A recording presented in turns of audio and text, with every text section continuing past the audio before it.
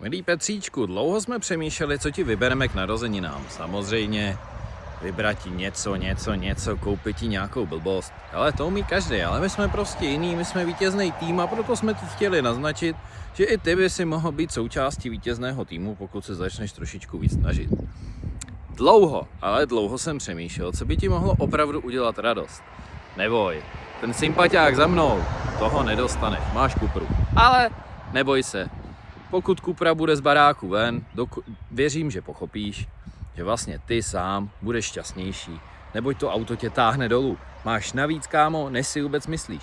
A to je to přání, který ti chci říct. Všechno nejlepší, hodně štěstí, zdraví, lásky a zbav se tý zasraný kupry, protože tě dovede někam do horoucích pekel. Kdybys náhodou nevěděl, co jsme ti teda vybrali, tak kámo, vidíš ty oblaka? Je to prostě z hvězd, z nebe a je to dárek, který jen tak nedostaneš. A proto tady nad tím prstem ti aktuálně vyskakuje odkaz, do kterého klikneš a ten dárek si můžeš rozbalit. Takže kámo, je jen tvůj, užij si ho a nech to tam všechno. Čau.